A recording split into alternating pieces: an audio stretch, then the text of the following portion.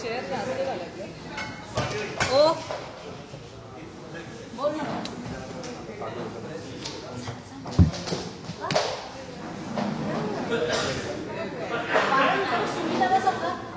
सुमिताला सांगा चालू होतं.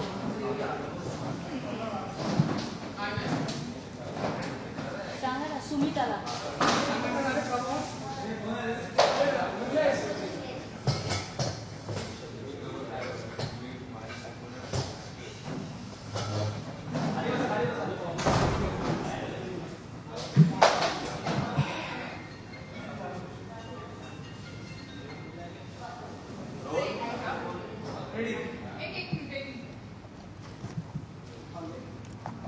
सुरुवात करायची तेव्हा मला सांगा. स्टार्ट.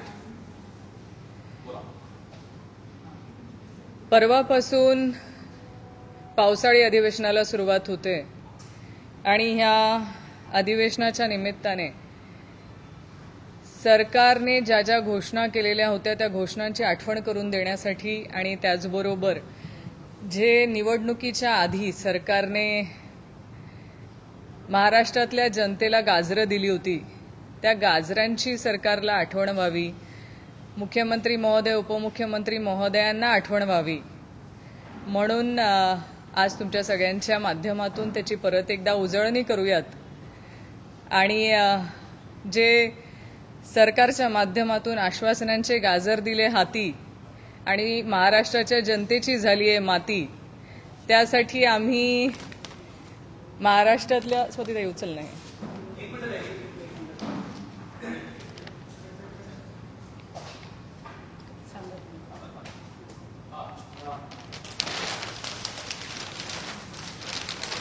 ज्यांच्या नेतृत्वामध्ये महाराष्ट्र सरकार आज काम करतंय आणि ज्यांनी महाराष्ट्रातल्या जनतेला फक्त गाजरांची खैरात देण्याचं काम केलंय आणि आज जर आपण विचारलं तर त्यांना त्या आश्वासनांचा विसर पडलेला आहे. त्यांचे वक्तव्य जर आपण बघितले तर त्यांना आम्ही हे आश्वासन दिलंच नव्हतं, आम्ही हे सांगितलंच नव्हतं अशी त्यांची वक्तव्य आहेत आणि त्यासाठी आम्ही या तिघांना आज गाजरांचा हार घालणार आहे आणि तुम्ही महाराष्ट्रातल्या जनतेला जी गाजरं दिली आहेत त्याच गाजरांनी या तिघांचा मी सत्कार करणार आहे.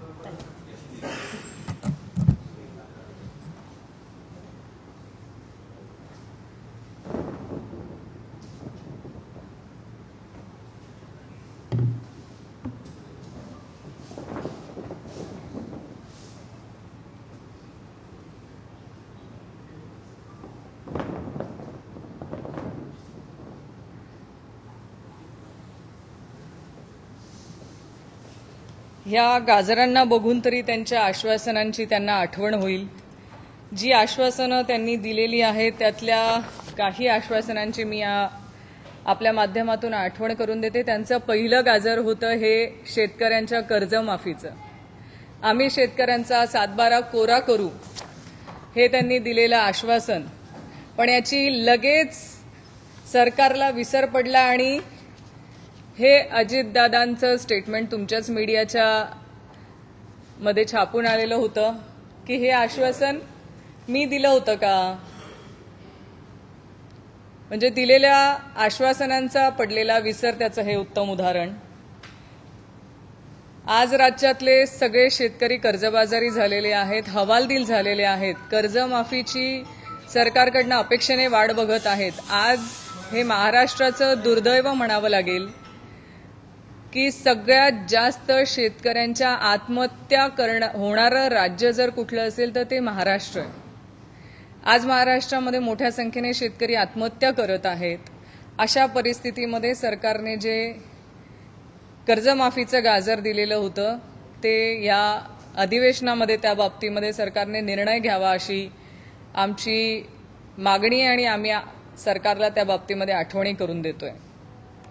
दुसरं गाजर होतं हमी भाव देण्याचं. सरकारच्या माध्यमातून आम्ही त्यांच्या घोषणाचे पत्रक पण आणलेले आहेत, कारण त्यांना विसर पडतो की हे आमचं नव्हतंच, आम्ही कधी आश्वासन दिलेलंच नाहीत. म्हणून त्यांच्या निवडणुकीमध्ये त्यांचे जे जाहीरनामे होते त्याचे हे फोटोज आहेत की हे तुमचेच आश्वासन आहेत की तुम्ही शेतकऱ्यांच्या शेतीला हमी भाव देण्याचं आश्वासन दिलं होतं. देतायत का तुम्ही? तर नाहीच. कारण सोयाबीनला 6,000 रुपये भाव देऊ असं आश्वासन सरकारने दिलं होतं आणि आज शेतकऱ्यांच्या सोयाबीनला जवळ फक्त 4,500 रुपये भाव मिळतोय. तुरीला हमी भाव 8,000 रुपयापर्यंत आम्ही देऊ असं सांगितलं होतं, पण खरोखर आज बाजारामध्ये तूर ही 7,000 रुपयांपेक्षाही कमी भावात विकावी लागते शेतकऱ्यांना. कापसाची परिस्थिती तर सगळ्यातच बिकट आहे. कापसाला गेल्या 2-3 वर्षामध्ये भावच मिळालेला नाहीये. म्हणून या वर्षी जर आपण कापूस लागवडीचा डेटा जर काढला महाराष्ट्रातला, तर कापूस लागवड ही शेतकऱ्यांनी कमी केलेली आहे. म्हणजे शेतकऱ्यांना सरकारवर विश्वास नाहीये की त्यांनी पिकवलेल्या कापसाला सरकार योग्य तो भाव देईल असा त्यांना विश्वास नाही. त्यामुळे लागवडच केलेली नाहीये यावर्षी. तिसरं गाजर सरकारच्या माध्यमातून दिलं होतं ते अत्यावश्यक वस्तूंच्या किमतीवर सरकार आळा घालणार. म्हणजे ज्या जीवनावश्यक वस्तू आहेत किंवा अत्यावश्यक वस्तू आहेत त्यांच्या किमतींवरती सरकार आळा घालण्याचं आश्वासन दिलं होतं. पण आपण आज बघितलं असेल तर बी बियाण्यांच्या ज्या किमती आहेत, खतांच्या ज्या किमती आहेत, त्या सरकारच्या माध्यमातून वाढवण्याचं काम सरकारने केलंय. हे बीटी बियाण्यांच्या किमतीमध्ये झालेली वाढ त्याचा हा GR आहे.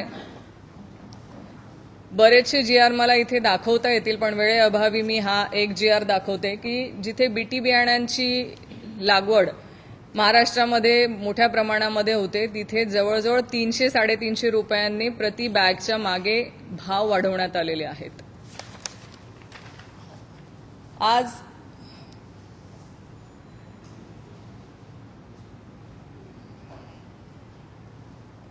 लाडक्या बहिणींना आम्ही 2,100 रुपये देऊ ही जी सरकारच्या माध्यमातून घोषणा करण्यात आली होती, त्या आश्वासनाचा देखील त्यांना विसर पडलाय. त्यांच्याच सरकारमधले मंत्री महोदय झिरवळ साहेब म्हणतात आम्ही 2,100 रुपये देऊ असं वक्तव्य कधी केलं नव्हतं. त्यांना आठवण करून देते की त्यांच्याच सरकारने निवडणुकीच्या वेळेस पहिल्या पानावरती, प्रत्येक पेपरच्या पहिल्या पानावरती मोठ्या मोठ्या फ्रंट पेजला जाहिराती होत्यात की आम्ही लाडक्या बहिणींना 2,100 रुपये देऊ. हे त्यांच्याच पेजवरून काढलंय मी. त्यांच्याच पेजवरची ही त्यांनी त्यावेळेस प्रसिद्ध केलेली पोस्ट आहे की ज्याच्यामध्ये उल्लेख केलेला आहे की आम्ही लाडक्या बहिणींना 2,100 रुपये देऊ. म्हणजे एकीकडे आश्वासनं द्यायची आणि दुसरीकडे ही आश्वासनं आम्ही दिलेली नाहीत असं वक्तव्य करायचं म्हणजे महाराष्ट्रातल्या जनतेला दिलेल्या गाजरांचा महापूर म्हणावा लागेल. हे आठवणीसाठी कागदपत्रच दाखवतोय, कारण विसर पडलाय जनतेला नाही पण महाराष्ट्राच्या सरकारला हे विसर पडलाय की त्यांनीच हे आश्वासनं दिलेली होती. आम्ही भ्रष्टाचार मुक्त महाराष्ट्र करू हे त्यांच्या जाहीरनाम्यामध्ये आलेले आश्वासन आहे. खरं भ्रष्टाचार मुक्त महाराष्ट्र झालाय का, केलाय का? तर त्याचे अनेक उदाहरणं की आज महाराष्ट्रातल्या जनतेच्या नजरेस पडतायत की किती भ्रष्टाचार चाललाय. जे समृद्धी महामार्गाचं उद्घाटन मुख्यमंत्री महोदय आणि उपमुख्यमंत्री महोदयांच्या हस्ते आता शेवटचा जो टप्पा होता ठाण्यापर्यंतचा, ते 2 महिने आधी त्याचं उद्घाटन होतं आणि ह्या पावसामध्ये जर तुम्ही बघितलं असेल तर रस्त्याला खड्डे पडलेले आहेत. मालवणच्या छत्रपती शिवाजी महाराजांच्या पुतळ्यासंदर्भामध्ये प्रचंड असा गदारोळ त्यावेळेस झाला. पुतळ्याचं जे काम झालं होतं ते निकृष्ट दर्जाचं झालं होतं. पुतळा त्यावेळेस कोसळला. त्यानंतर नवीन काम केलं गेलं, पण आजही जर आपण बघितलं असेल तर तिथे खड्डे पडलेले आहेत. म्हणजे 6 महिन्याचा कालावधी देखील झालेला नाही त्या कामामध्ये आपल्याला खड्डे बघायला मिळत आहेत. बरं, भ्रष्टाचार मुक्त महाराष्ट्र करू असं जे काय त्यांच्या माध्यमातून सांगण्यात आलं होतं, तो फोटो हवाय मला, तर ज्यांच्यावर त्यांनी भ्रष्टाचाराचे आरोप केलेत ते सगळे नेते त्यांच्या मांडीला मांडी लावून सत्तेमध्ये सहभागी झालेत आणि त्यांच्याबरोबर काम करतायत. म्हणजे भ्रष्टाचार मुक्त करता करता हे सरकार भ्रष्टाचार युक्त कधी झाले हे त्यांना देखील कळलेलं नाही. बरं, ह्या सगळ्यांवरती त्यांच्याच पक्षाच्या नेत्यांनी आरोप केले होते. आरोप केल्यानंतर त्यांच्याकडे प्रवेश केल्याबरोबर हे सगळे पवित्र झालेत, वॉशिंग मशीनमध्ये धुवून निघालेत आणि अशा रीतीने त्यांचा भ्रष्टाचार मुक्त महाराष्ट्राची संकल्पना असावी कदाचित. याच्यात बरीचशी नावं सांगता येतील. अजितदादा आहेत, छगन भुजबळ साहेब आहेत, अशोक चव्हाण आहेत, अशी कितीतरी नावं आपल्याला सांगता येतील की त्यांच्याच पक्षातल्या वरिष्ठ नेत्यांनी यांच्यावर आरोप केले आणि शेवटी तेच आज त्यांच्या मांडीला मांडी लावून बसलेत. जालना जिल्ह्यातल्या अतिवृष्टी आणि पूर गारपीटमध्ये जे नुकसान झालं होतं त्यामध्ये शासनाने जी मदत करण्यासाठी 412 कोटी रुपयाचं जे अनुदान मंजूर केलं होतं तर त्याच जिल्हाधिकाऱ्यांच्या अहवालामध्ये 34.97 कोटी रुपयांचा अपहार झालाय हे जिल्हाधिकाऱ्यांनीच त्यांच्या अहवालातून बाहेर आलेलं आहे. आज तुम्ही बघितलं असेल मागच्या महिन्यामध्ये अंदाज समितीच्या पाहणी दौऱ्यामध्ये धुळ्याला जेव्हा खोतकर साहेब गेले होते त्यावेळेसचा जो प्रकार होता आणि जे करोडो रुपये घेतल्याचा त्यांच्यावरती आरोप करण्यात आला होता हे सगळं तुमच्या मीडियामध्ये तुमच्याकडूनच आमच्या लक्षात आलेलं आहे आणि त्याच्या अनेक तक्रारी झालेल्या आहेत. या अधिवेशनामध्ये देखील विरोधक त्या बाबतीमध्ये आवाज उठवतीलच की त्यावेळेस जे पैसे घेतले गेलेले होते ते का आणि कशासाठी. कालचं तुम्ही बघितलं असेल तर संदीपान बुमरे यांच्या ड्रायव्हरच्या बाबतीमधला जो प्रताप उघडकीस आलेला आहे तो तर भयानकच आहे. म्हणजे 150 कोटी रुपयांची जमीन एखादा ड्रायव्हर कशी विकत घेऊ शकतो आणि हे सगळं म्हणजे महाराष्ट्राच्या जनतेला दिसलेलं हे दिव्य प्रकार हे सरकारच्या माध्यमातून आम्ही बघतोय.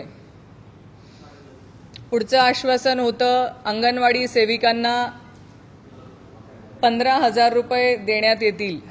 खरं या आश्वासनांचं कुठे काय झालं, पुढे काय होणार आहे या बाबतीमध्ये आजही कुणी वक्तव्य करत नाहीये. एकीकडे सरकार वेगवेगळ्या योजनांच्या माध्यमातून किंवा लाडक्या बहिणीच्या माध्यमातून आम्ही कसे जनतेला मदत करण्याचा ढोंग घेतोय तर दुसरीकडे संजय निराधार योजना असतील किंवा इंदिरा गांधी योजना असेल किंवा ज्या सगळ्या लाभार्थी योजना आहेत की ज्यामध्ये गोरगरीब लोकांना मदत मिळते, ह्या सगळ्या योजनांच्या गेल्या 7 ते 8 महिने झाले रकमा ह्या लाभार्थींच्या खात्यावर गेलेल्या नाहीत. म्हणजे जवळजवळ 80% लोक महाराष्ट्रामध्ये आज अशी आहेत की जी गरजवंत आहेत, ज्यांचा उदरनिर्वाह हा फक्त सरकार हा जो पैसा देतो महिन्याला त्या महिन्याच्या त्या पैशांवरती चालतो, अशा लोकांच्या खात्यावरती 80% लोकांच्या खात्यावर अजूनपर्यंत 7 ते 8 महिने झाले पैसा गेलेला नाही. एकीकडे तुम्ही यांच्या लाभार्थ्यांना आम्ही किती फायदा करून देऊ किंवा लाभार्थ्यांना आम्ही मदत करू सांगतात आणि त्याच लाभार्थ्यांना 7-7, 8-8 महिने पैसा मिळत नाही. हे दुर्दैव म्हणावं लागेल. पुढची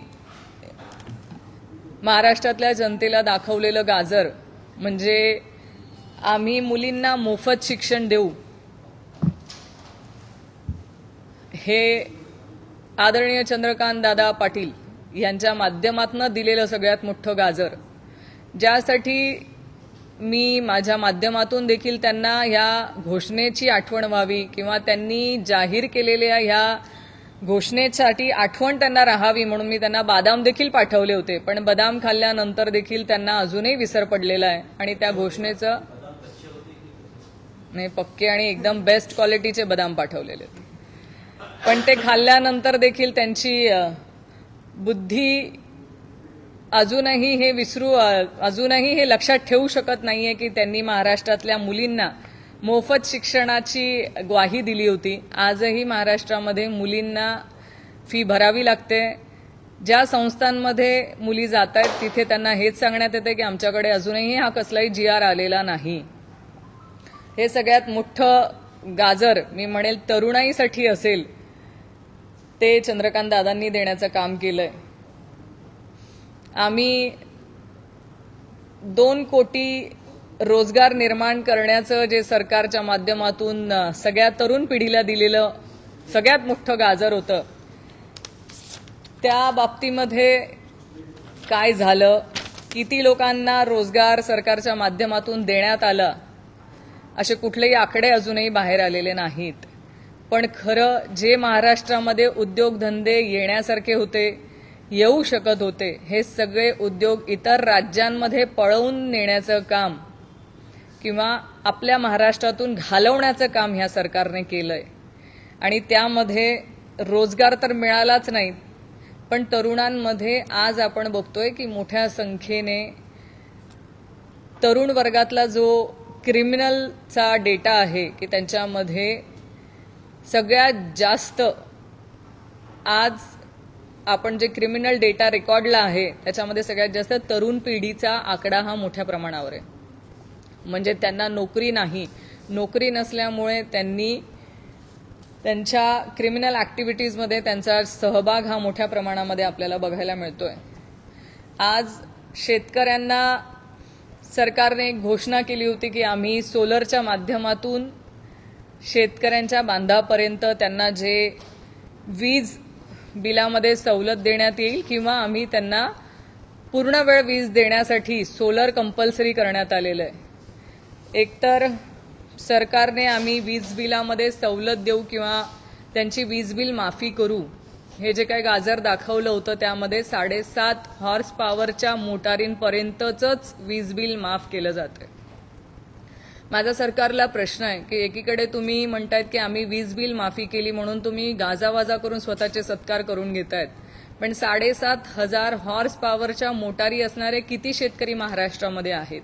आत्ताच एक 2-4 दिवस आधी काहीतरी एका मंत्री महोदयांचं मी वक्तव्य ऐकलं की आम्ही फक्त गरीब लोकांना कर्जमाफी करतो, श्रीमंत ज्यांचे बंगले आहेत, फार्म हाऊस आहेत अशा शेतकऱ्यांसाठी कर्जमाफी किंवा त्यांना वीज बिल सवलत नाही. पण मला त्यांना सांगणं आहे की 7.5 हॉर्स पॉवर हे फक्त गरजू किंवा कमी ज्यांचं शेतीचं क्षेत्र आहे तीच लोक 7.5 हॉर्स पॉवरपर्यंत मोटर वापरत नाहीत, तर त्याच्यापेक्षा जास्त हॉर्स पॉवरच्या मोटर त्यांना लागतात. कारण बरेच जणांना धरणावरून पाणी आणावं लागतं, आजूबाजूच्या तळ्यावरून पाणी आणून त्यांनी त्यांच्या शेती पिकवलेली असते किंवा जिथे 200 मीटरपर्यंत त्यांच्या याला पाणी लागत नाही तिथे पाणी उपसा करत असताना त्यांना 7.5 हॉर्स पॉवरच्या जास्त हॉर्स पॉवरची मोटर लागते. अशा शेतकऱ्यांनी काय करावं? म्हणजे तुम्ही माफी देत असताना कमीत कमी लाभार्थी कसे होतील, हा जर सरकारचा हेतू असेल तर ह्यामध्ये शेतकऱ्यांना कुठलाही फायदा होताना दिसत नाहीये. आज शेतकरी हवालदिल झालेले आहेत, त्यांच्या मागे उभं राहण्याचं काम करत असताना खोटी आश्वासनं कशी द्यायची आणि वेळ मारून नेण्याचं काम सरकारने केलेलं आहे. एका बाजूला सरकार इन्फ्रास्ट्रक्चर उभं केल्याचा गाजावाजा करते की आम्ही खूप मोठं इन्फ्रास्ट्रक्चर उभं केलंय, कोस्टल रोड केलाय, समृद्धी महामार्ग केलाय, आता नवीन महामार्गाच्यासाठी त्यांनी निधी मंजूर केलेला आहे, शक्तीपीठ महामार्ग ह्यासाठी हजारो कोटी रुपयांचा निधी मंजूर करण्यात आलेला आहे. हे सगळं करत असताना अजूनही आदिवासी पाड्यांमध्ये जर आपण बघितलं तर कुपोषित बालकची मरणाची संख्या ही मोठ्या प्रमाणावर आहे. म्हणजे एकीकडे तुम्ही इन्फ्रास्ट्रक्चर देऊन गाजावाजा करण्याचा जो आव आणतायत, बरं तो कशासाठी करतायत? तर तुम्ही समृद्धी महामार्गामध्ये बघितलं असेल की सुप्रीम कोर्टाने ज्या कंपनीला सरकारने काम दिलेलं आहे, मेघा इन्फ्रास्ट्रक्चर का मेघा इंजिनिअरिंग त्या ज्या कंपनीला काम दिलेलं आहे त्या कंपनी बाबतीमध्ये सुप्रीम कोर्टामध्ये ताशेरे ओढण्यात आले की L&T कंपनीने कमी रक्कम मध्ये ते टेंडर भरलेलं असतानाही ते डावलून मेघा इंजिनिअरिंगला काम का देण्यात आलं आणि बरं काम देण्यात आलंय त्या ज्या ह्या कंपनीचं नाव आहे ह्याचा सरकारशी संबंध हा उघडच आहे कारण त्यांचं काय म्हणतात त्याला तुमचं हे त्यांच्याकडनं सरकारच्या कडे किती पैसे गेलेले आहेत ते आपल्याला दिसेलच म्हणजे दिसतच आहे म्हणजे अशा कंपनींना काम देऊन सरकार कुठेतरी भ्रष्टाचाराला चालना देतंय का कारण रक्कम L&Tने कमी दिलेली असताना मेघा इंजिनिअरिंगला काम देण्याचा संबंध काय बरं हे करत असताना एका बाजूला तुम्ही मोठ्या इन्फ्रास्ट्रक्चर करोडो रुपयांचं काम देतायत आणि दुसऱ्या बाजूला महाराष्ट्रातल्या कुपोषित बालकांच्या मृत्यूची संख्या ही प्रत्येकाला चिंता वाटेल अशीच आहे आजही अनेक खेडेपाडे अनेक वाड्या वस्त्या अशा आहेत की तिथपर्यंत सरकारच्या माध्यमातून कुठलीही आरोग्य व्यवस्था देण्यात आलेली नाही याचं उत्तम उदाहरण मी मागच्या महिन्यामध्ये माझ्या जळगाव जिल्ह्यातल्या चोपडा तालुक्यातल्या एका महिलेची जी रस्त्यावर डिलिव्हरी झाली होती त्याही वेळेस सरकारला जाब विचारला होता तुम्ही म्हणतायत ना की आम्ही इन्फ्रास्ट्रक्चर देतोय आम्ही खूप महाराष्ट्राची प्रगती करतोय आमच्या माध्यमातून खूप मोठी कामं होत आहेत मग ह्या महिलांचं काय त्या महिलेची रस्त्यावर सगळ्या पुरुषांसमोर डिलिव्हरी झाली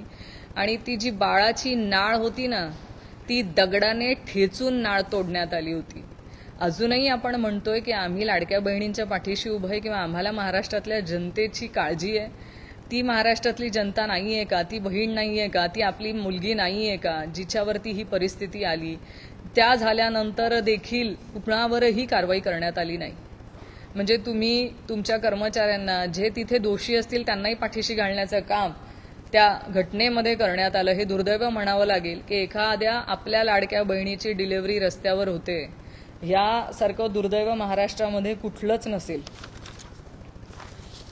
आपण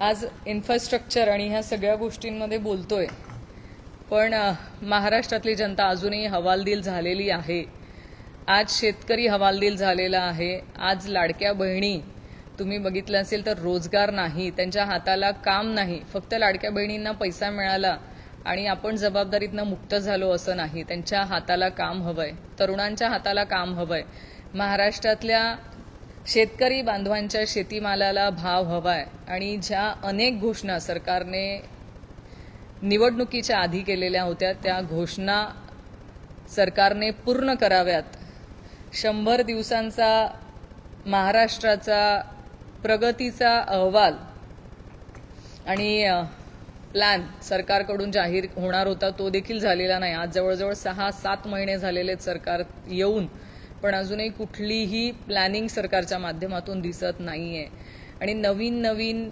गोष्टी सरकार करतंय आज हिंदी आणि मराठी ह्या गोष्टीमध्ये आज संपूर्ण महाराष्ट्रामध्ये जी चर्चा चालू आहे की हिंदी जी सरकारकडून जबरदस्तीने लादली जाण्याचा प्रयत्न होतोय माझ्या सरकारला या निमित्ताने विचारणं आहे तुमच्या मीडियाच्या माध्यमातून की हिंदी लादण्याची एवढी घाई सरकारला का आहे आणि त्यातनं कुणाचं भलं होणार आहे सरकार कुणाचं भलं करण्यासाठी हिंदी लादते आज मी माझ्या जळगाव जिल्ह्यातल्या ह्या 32 शाळांची यादी आहे ह्या 32 शाळांमध्ये फक्त एक शिक्षक आहे म्हणजे जिथे 4थी पर्यंतची ह्या शाळा आहेत जिल्हा परिषदच्या ही फक्त जळगाव जिल्ह्यातली यादी आहे ह्या 4-4 वर्गांना फक्त एक शिक्षक शिकवतोय मला सांगा तिथल्या विद्यार्थ्यांची काय प्रगती होणार आहे असं असताना तुम्हाला हिंदी शिकवण्याचा अट्टहास का म्हणजे आपल्याच महाराष्ट्रामध्ये मराठीला लागलीये घर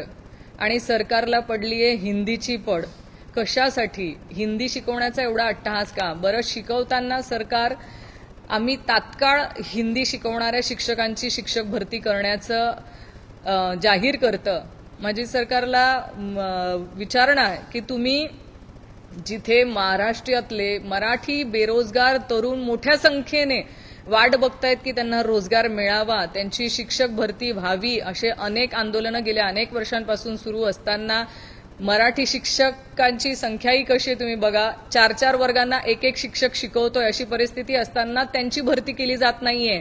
पण परप्रांतीयांमधून प्रांतामधून आलेल्या हिंदी भाषिक लोकांची भरती करून सरकारला कुणाला रोजगार द्यायचा आहे? म्हणजे मराठी तरुणांचं काही पडलंय का सरकारला? का हिंदी भाषेसाठी एवढा अट्टाहास चाललाय जिथे तुम्ही शिक्षण व्यवस्था चांगल्या रीतीने अजून देऊ शकत नाहीत? अनेक मराठी शिकवणाऱ्या शाळा, शेकडोंच्या संख्येने शाळा ह्या बंद करण्यात आल्या आहेत. म्हणजे आपल्याच सरकारच्या काळामध्ये मराठीला घरघर आहे आणि तिथे हिंदी शिकवण्याचा जो अट्टाहास सरकारकडून चाललेला आहे हा का? आणि अशा अनेक प्रश्न या निमित्ताने पुढे येत आहेत की तुम्ही हिंदी शिकवण्याचा अट्टाहास का करताय. म्हणजे मला इथे म्हणावं लागेल की आमच्या खानदेशमध्ये एक म्हण आहे, घरची करते देवा देवा आणि बाहेरचीला चोळी शिवा, अशी एक म्हण आहे. तसं झालंय की आपल्या घरातल्या बाईला आपण चोळी शिवून देऊ शकत नाहीयेत, पण बाहेरच्या बायकांची काळजी आपल्याला पडली आणि तिला साडी आणि चोळी देतोय. असं का सरकारला वाटतंय?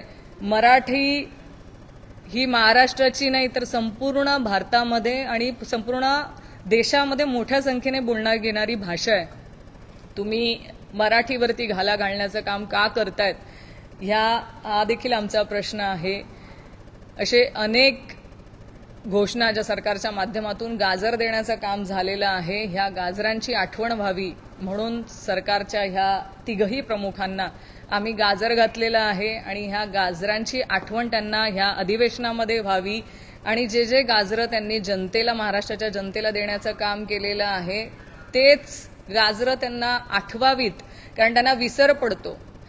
त्यांना आम्ही दिलेल्या घोषणा आम्ही दिलेल्याच नाहीयेत ही म्हणायची सवय पडली आहे. खोटं बोल पण रेटून बोल ही जी सवय सरकारमधल्या मंत्र्यांना पडलेली आहे त्याची आठवण व्हावी म्हणून आजचा हा अट्टाहास. आमच्या महाराष्ट्रातल्या महिला अत्याचाराच्या ज्या मोठ्या प्रमाणामध्ये ज्या घटना घडता आहेत, ज्यामध्ये आम्ही वारंवार आवाज उठवतोय, आवाज उठवून आम्ही जाब विचारतोय सरकारला, त्याही बाबतीमध्ये सरकारने ह्या अधिवेशनामध्ये योग्य ती पावलं उचलणं गरजेची आहे. महिला आयोगाचं जे काम आहे, ज्या अक्षम्य अशा चुका महिला आयोगाच्या माध्यमातून ह्या गेल्या 3-4 केसेसमध्ये झालेल्या आहेत, त्या केसेसमध्येही महिला आयोगाला सरकारने पाठीशी घालण्याचं काम केलंय.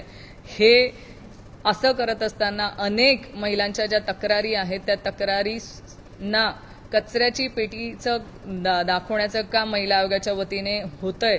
आणि दुर्दैव म्हणावं लागेल महाराष्ट्राला की एकी बाजूला आपण म्हणतोय लाडक्या बहिणी आणि दुसऱ्या बाजूला त्यांच्यावरती जेव्हा अत्याचाराच्या घटना होत आहेत तेव्हा त्याकडे सरकारकडनं दुर्लक्ष होतंय. अशा अनेक गोष्टींमध्ये सरकारला या अधिवेशनामध्ये जाब तर विचारला जाईल, पण त्याची उत्तरं सरकारला देणं बंधनकारक राहील आणि द्यावंच लागेल. आणि जोपर्यंत त्याची उत्तरं मिळणार नाहीत आम्हीही शांत बसणार नाही. तुम्हाला काय विचारायचं विचारा.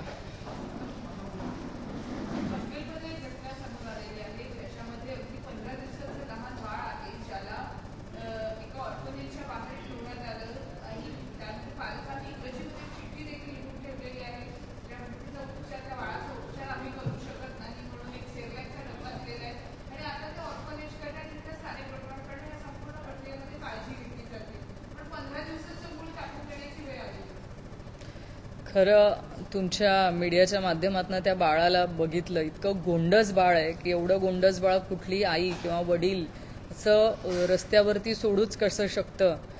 आणि ज्या चिठ्ठीचा तुम्ही उल्लेख केला तिथे सुशिक्षितच आई वडील दिसत आहेत, कारण ते इंग्लिशमध्ये पत्र आहे. ह्या सगळ्या गोष्टींची सखोल चौकशी करून ते बाळ योग्य रीतीने सांभाळलं जाईल ह्याची काळजी करावी लागेल. पण त्या गोंडस बाळाचं आयुष्य उद्ध्वस्त होऊ नये ही सगळीच आपल्याची जबाबदारी आहे. मला असं वाटतं की त्या आईवडिलांना शोधून त्यांच्याच ताब्यामध्ये ते बाळ दिलं गेलं पाहिजे अशी मलाही अपेक्षा आहे, कारण ते बाळ 15 दिवसाचं आहे. ते का त्यांनी तिथे सोडलंय आणि का याची सगळी चौकशी होणं गरजेची आहे. दुसरं काय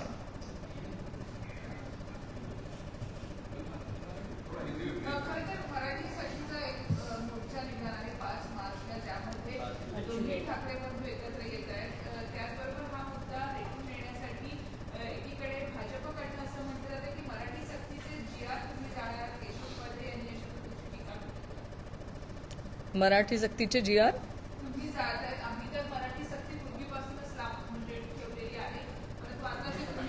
हिंदी सक्ती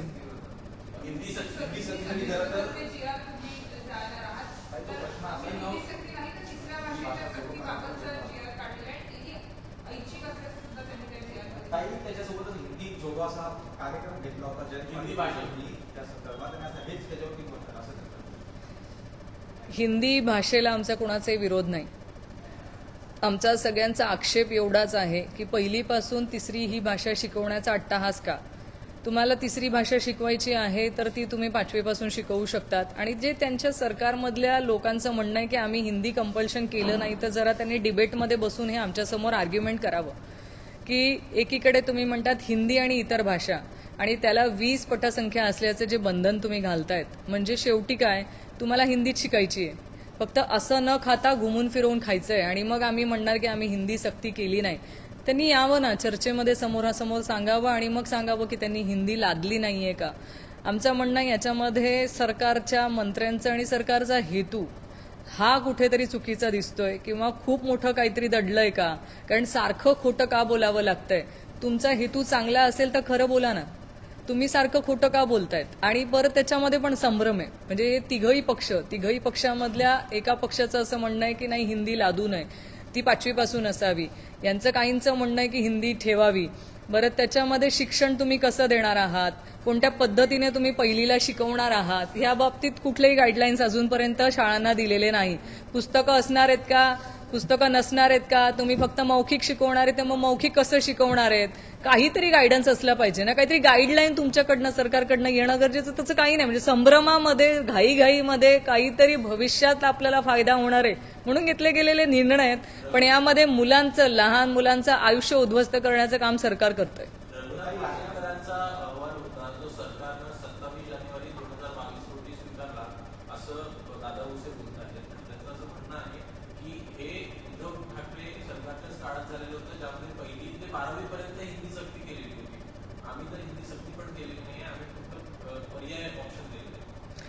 उद्धव बाळासाहेब ठाकरेंच्या काळामध्ये जरा निर्णय, त्याच्यामध्ये एक समिती नेमल्या गेली होती. त्या समितीचा अहवाल वगैरे कुठेही आलेला नाहीये किंवा त्या अहवालामध्ये हे दिलेलं नाहीये.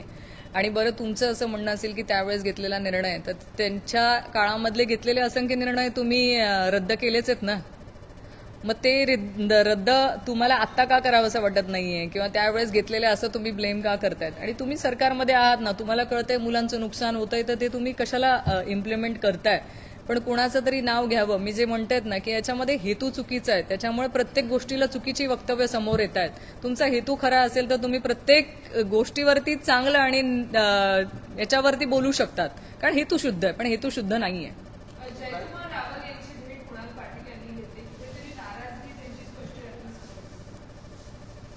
भेट घेणं चुकीचं आहे असं मला वाटत नाही.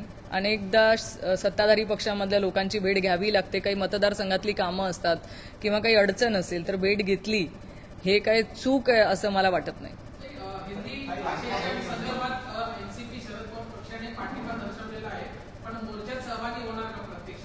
हो, आमचे प्रदेश अध्यक्ष आदरणीय जयंत पाटील साहेबांनी काल एक पत्र सोशल मीडियावरती पण टाकलंय आणि त्या माध्यमातून आमच्या सगळ्या पदाधिकाऱ्यांनाही आवाहन केलेलं आहे की येत्या 5 तारखेला जो मोर्चा आहे तिथे आमचे सगळे पदाधिकारी मोठ्या संख्येने उपस्थित राहतील आणि आम्ही सहभाग घेणार आहोत.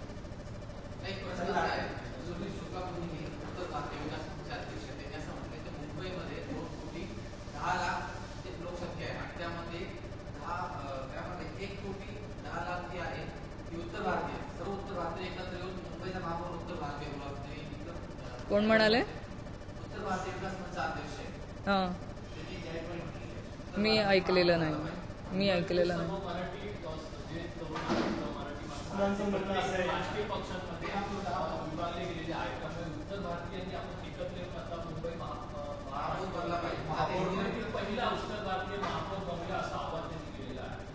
कुणाला कितीही आव्हानं केलीत तरी महाराष्ट्रामध्ये मुंबई ही मराठीच लोकांची राहिली आहे आणि भविष्यात देखील राहणार. आणि ही कधीही इतर समाजाच्या किंवा इतर लोकांच्या हातामध्ये मराठी जनता तरी जाऊ देणार नाही.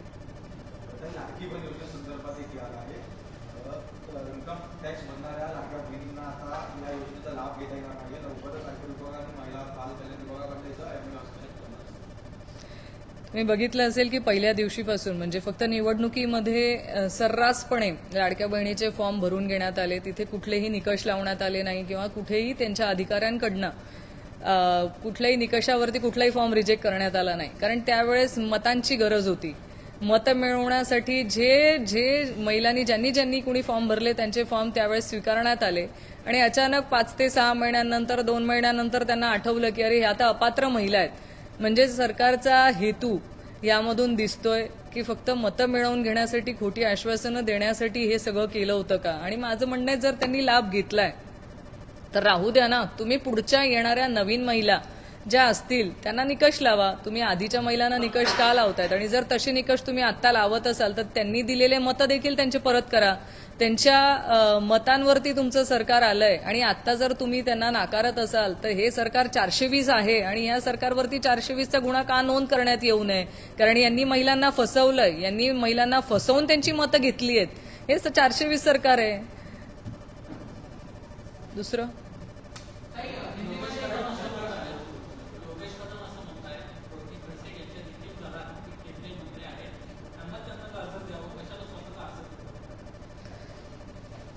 प्रत्येक व्यक्ती माझ्या घरातलं देखील असलं तर त्यांना गाजर नक्कीच देईल, काळजी करू नका. आमचा विचारांची लढाई आहे, व्यक्तिविरोधातली लढाई नाही. त्याच्यामुळे मी कुणाला गाजरं द्यावी हे सांगण्यापेक्षा तुम्ही हे गाजरं जनतेला दिलेली आहेत ना ह्याच्यावर उत्तरं द्या. हे अधिवेशन लोकांच्या समस्या सोडवण्यासाठी असणारे ह्या पावसाळी अधिवेशनाकडून अनेक महाराष्ट्रातल्या जनतेला काहीतरी अपेक्षा आहेत. त्या अपेक्षा तुम्ही पूर्ण करा ना. आता सत्ताधारी पक्षाचं काय झालंय माहिती का, जेव्हा उत्तरं देऊ शकत नाही तेव्हा एक तर वैयक्तिक टीका करावी, पातळी सोडून बोलावं आणि ही सगळी चर्चा कुठेतरी विस्कळीत व्हावी किंवा चर्चेला दुसरीकडे नेण्याचं काम सत्ताधारी पक्ष करतोय. पण आमचा जो प्रश्न आहे तो सत्ताधारी पक्षाला मी ठराविकपणे प्रश्न विचारलेले की ह्या तुम्ही दिलेल्या गाजरांचा तुम्ही या अधिवेशनामध्ये काही निर्णय घेणार आहात का. तुम्ही जनतेला दिलेली गाजरं ह्याच्यावरती तुमचा ह्या अधिवेशनामध्ये तुम्ही काम करून दाखवणार आहात का. माझा प्रश्न आहे तो त्यांनी द्यावा. इतर प्रश्नांवरती भरकटता देण्याचं काम त्यांनी करू नये. चंद्रकांत पाटील यांना प्रश्न विचारला पत्रकारांकडनं की दोन्ही राष्ट्रवादी एकत्र येणार, तर त्यांचं म्हणणं आहे की दोन्ही राष्ट्रवादी एकत्र जर आले म्हणून त्यांचं संमत आहे. दादा चांगल्या रीतीने उत्तर देऊ शकतील त्याच्यावर. चंद्रकांत दादा, त्यांना चांगलं माहिती असेल, मला त्या बाबतीत माहिती नाही.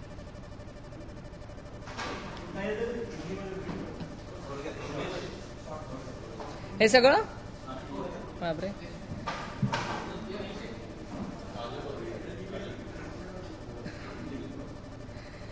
आने वाले 2 दिन में महाराष्ट्र का अधिवेशन होने वाला है. ये अधिवेशन में सरकार के माध्यम से जो घोषणाएं की गई थी वो घोषणाओं की उनको याद होनी चाहिए. जो महाराष्ट्र के जनता को गाजर देने का काम सरकार की लोगों ने किया था, उनको उनकी याद होने के लिए हम लोगों ने ये तीनों प्रमुख जिनके नेतृत्व में आज महाराष्ट्र सरकार काम कर रही है उनको गाजर का हार हम लोगों ने यहाँ पे पहना है.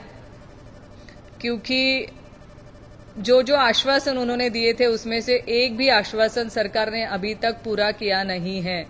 उनमें से कुछ प्रमुख आश्वासन मैं यहाँ पे बोलूंगी, जिसमें शेतकरी बांधवों को कर्ज माफी का पहला आश्वासन दिया था. आज शेतकरी हवालदिल है, उनके बियाणे होंगे या जो खेती पे होने वाला खर्च है वो सारे इसमें आज उनके दाम बढ़ा दिए गए हुए.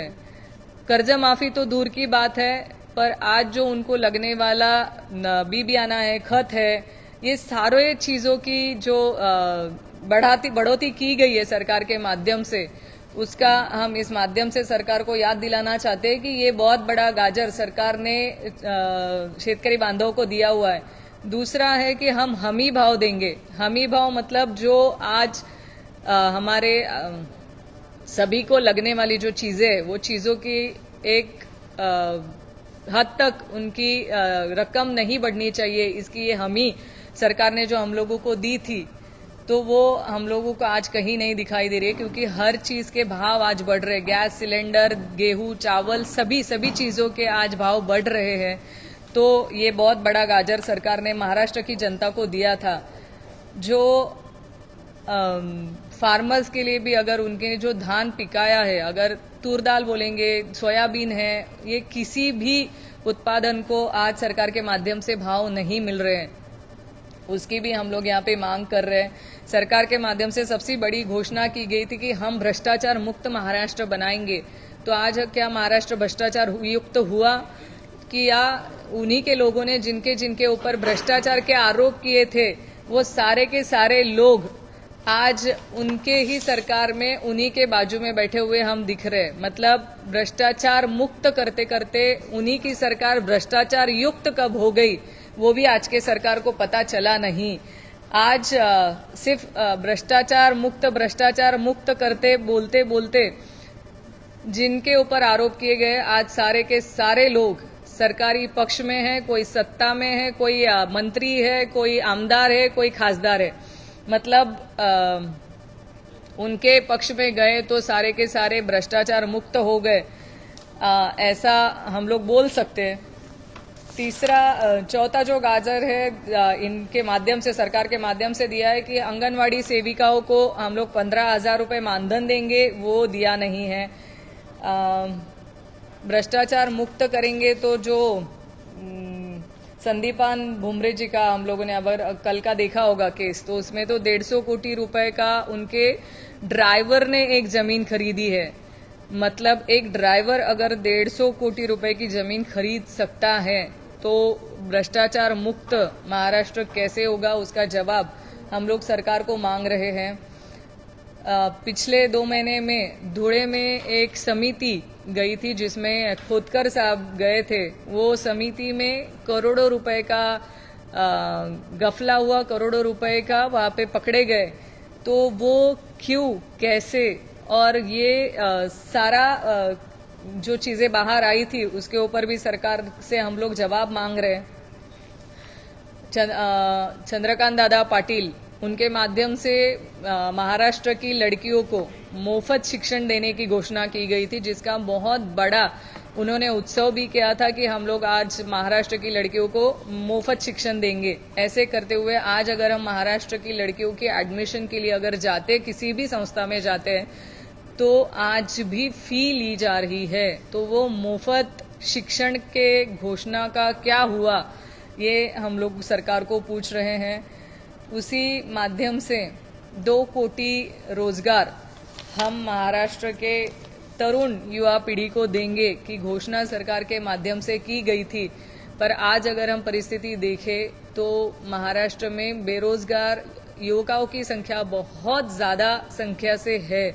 अभी तक उनको रोजगार मिला नहीं है, और अगर ऐसा कोई रोजगार दिया है तो उसके आंकड़े सरकार के माध्यम से जाहिर होना है।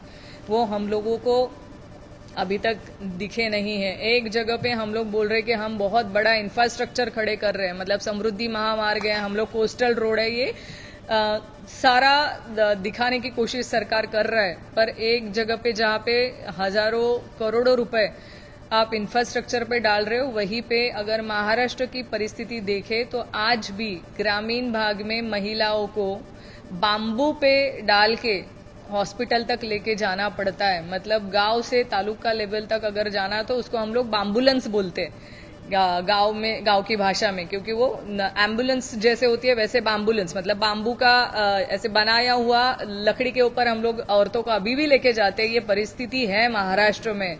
एक जगह पे इंफ्रास्ट्रक्चर का दिखावा हो रहा है और एक जगह पे ऐसी परिस्थिति है कि जहां पे अभी भी आरोग्य व्यवस्था नहीं पहुंची है। अनेक महाराष्ट्र में अगर हम लोग देखें तो कुपोषित बालकों की मृत्यु की संख्या बहुत बड़ी है।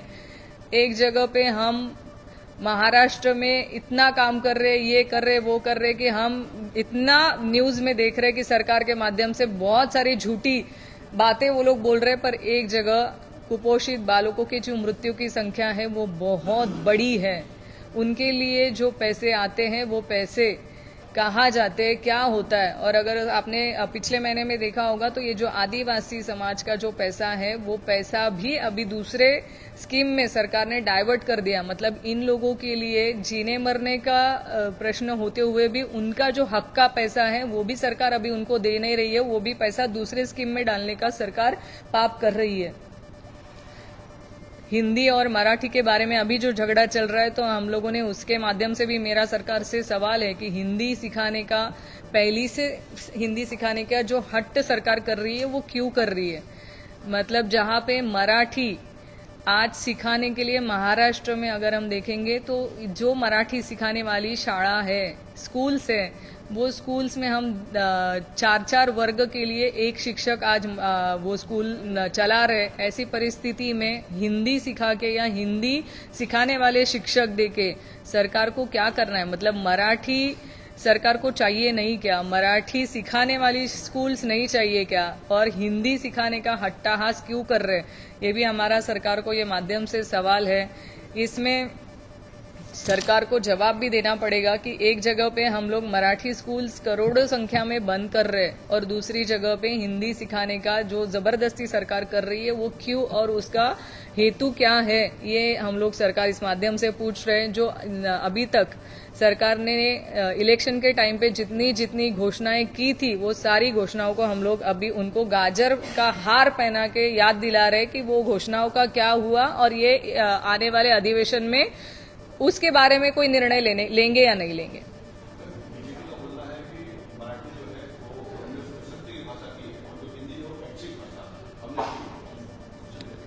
मैं उनसे आह्वान करती हूँ कि थोड़ा सामने आइए और हमारे साथ एक बार आर्ग्यू करके बताइए ना कि वो कंपल्शन कैसे नहीं है।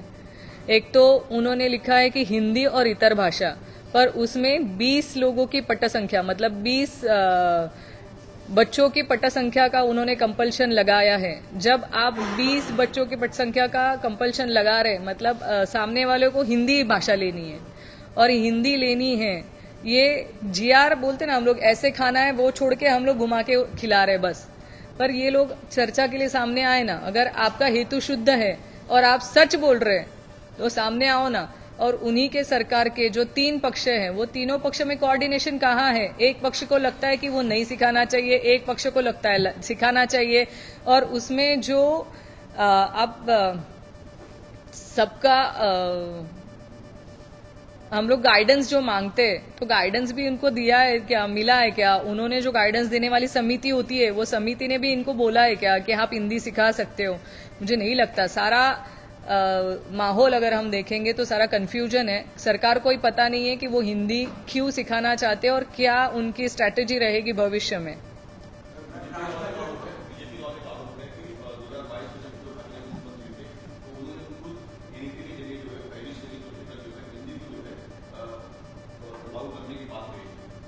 मेरे नॉलेज में ऐसे कि तभी अगर वो विषय लिया था, पर वो विषय का एक समिति निमणूक तभी की गई थी। वो समिति का कोई अहवाल नहीं आया था और अहवाल आया नहीं तो उस पर निर्णय हुआ ही नहीं था। और अगर इनको लगता है कि वो टाइम पे कुछ निर्णय लिया गया है तो ऐसे तो उद्धव ठाकरे साहब के कार्यकाल में जितने बहुत सारे निर्णय लिए गए थे जो ये सरकार ने रद्द किए, तो रद्द कर दो ना। जरूरी थोड़ी है कि वो निर्णय के ऊपर आप चलने चाहिए।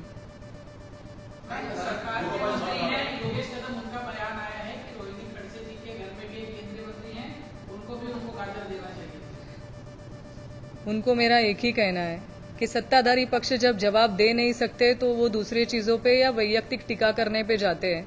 अगर आपको ऐसे लगता है तो मैं ऐसे मेरे घर में भी अगर मंत्री पद रहेगा तो उनको भी मैं गाजर जरूर दूंगी, उसकी चिंता आप करो नहीं। मैं सबको सवाल पूछ रही हूँ, इंक्लूडिंग वो जो सत्ताधारी पक्ष के लोग हैं उनको सभी को सवाल पूछ रही हूँ। पर जो मेरा पूछने का जो सवाल है वो सवाल का जवाब आप जरूर दीजिए। वैयक्तिक जाके कोई फायदा होने वाला नहीं है। ये जवाब आपको आज नहीं तो कल तो देने ही पड़ेंगे कि जो आपने गाजर महाराष्ट्र की जनता को देने का काम किया है ना, उसका क्या हुआ। आप जो गाजर जो दिए वो उनके लिए कुछ करने वाले है कि नहीं है, कि वो सब चुनावी जुमले थे, ये भी उनको सवाल मेरा है ना, उसके ऊपर उनको जवाब देना पड़ेगा।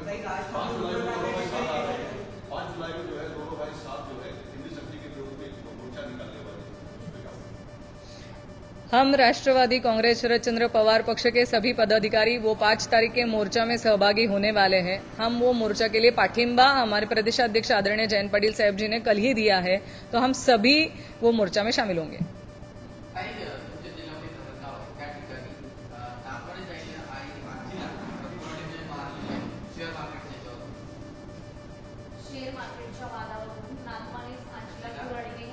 आता मला घटना अजून माझ्यापर्यंत आली नाही. कधी झाली? नाही, मला खरंच डिटेल मी घेतल्याशिवाय नाही बोलू शकणार.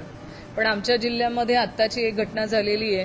काल एक आंदोलन घेण्यात आलं. त्या आंदोलनामध्ये एका 14 वर्षाच्या मुलाचं हत्या करण्यात आली होती. जिथे मुख्यमंत्री महोदय येणार होते त्याच्या आधी घडलेली घटना आहे. पण त्यावेळेस मुख्यमंत्री महोदय येत असताना कुठलाही गोंधळ होऊ नये म्हणून त्या घटनेला हत्याचं स्वरूप देण्यात आलं पोलिसांकडनं आणि तशीच FIR नोंदवण्यात आली. आत्ता पोलीस यंत्रणा म्हणते की ती नरबळी असू शकते. मग हे तुम्हाला आधी कळलं नाही का? ती नरबळी आहे हे त्याच्या घरातली व्यक्ती आधीपासून बोलते की आमच्या मुलाची नरबळीमध्ये हत्या झालेली आहे. पण मुख्यमंत्री महोदय येणार होते आमच्या जळगाव जिल्ह्यामध्ये, शांतता असावी, कुठलाही लोकांकडनं गोंधळ होऊ नये म्हणून त्यावेळेस ती हत्या जाहीर करण्यात आली. पण आत्ता त्याच्यावरती नरबळी म्हणून गुन्हे नोंद होत आहेत. म्हणजे सरकार जनतेला किती मूर्ख बनवू शकते. एवढ्या सेन्सिटिव्ह विषयामध्ये देखील, नरबळीसारख्या विषयामध्ये देखील सरकार लोकांना फसवण्याचं काम करतंय. मला माझ्यापर्यंत खरंच नाही आली ती घटना.